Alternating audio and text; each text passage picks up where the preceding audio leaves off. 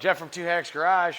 Well, I'm just making a quick video on some of the next steps that we're going to do with the 1968 Ford Thunderbird.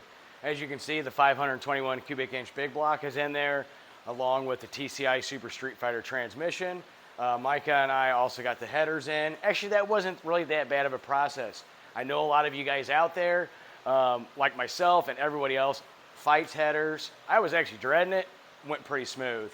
Another video showed how to measure for the drive shaft that I'm going to get from this. I'm going to order it from Speedway Motors.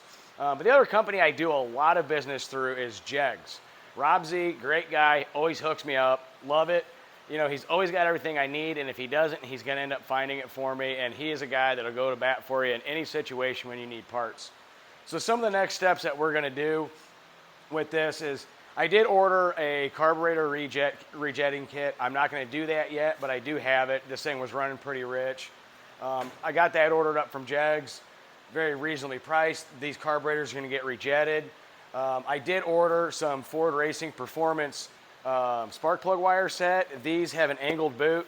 The reason being, with these headers and the straight ones that I got, they were actually still wanting to rest on there. Now, I did have the heat shields on there, but it was still getting warm. Warm spark plugs, that's no bueno. You don't want that. So along with that, I did order a MSD spring kit for this. We're going to put lighter springs in this. We're going to play around the Advance to have that timing come in much quicker. I also got that from Jegs. So with that, you know, after that, lots of more odds and ends with it. I did get the Jegs gauges, tack with a shift light, oil pressure gauge, and also a temperature gauge. So we're going to also install those. I have a bunch of other stuff over there because we're going to make a custom kind of gauge panel with an ignition switch and everything accessories. Because as you saw, we're going to put a flamethrower kit on this, and you do need a switch and a power button to make that happen. After that, you know, there's a whole bunch more work. I got a Champion 3-core radiator for this. It's aluminum, along with a 3000 CFM fan. Definitely going to want to keep this thing cool. But as I mentioned, this thing does like to run rich when we start it in. Now, mind you, we didn't time it and all that, but I want to be able to keep an eye on the air-fuel ratio on this. I do have 2 QuickTime 650 double pumpers with this tunnel ram. So what I ended up purchasing was, it's an Innovative Motorsports. It's a dual AFR gauge. This doesn't look very, very hard to do, but you know what? It's got a lot of wires. I'm going to read up on it. I know you weld some bungs into the exhaust at a certain point, wire everything up, and what that's going to do is going to show me real time on what my air-fuel ratio is at idle, mid-range, and all the way up. So that's going to be nice to have when we go to tune this car. After that, we still have a myriad of electrical stuff to do. I did get Jegs' version of their like high torque starter. It's designed for high compression engines. It worked very well on the engine stand. But yeah, we got a whole lot of wiring to do, just a bunch of the miscellaneous work.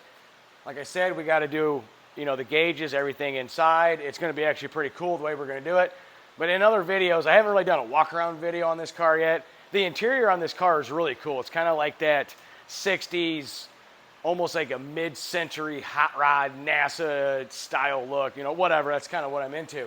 But I hated the steering wheel. It went from like, hey, if, you know, Neil Armstrong had a cool car to drive, daily driver interior, and then you look at the steering wheel and it's like Walter Matthau from Grumpy Old Men type steering wheel, and that old car he had. So it's got to go away. I do like style, so what I ended up doing was I got me a kind of an old school steering wheel we're going to put in here to give it that old school look. It's a little bit smaller.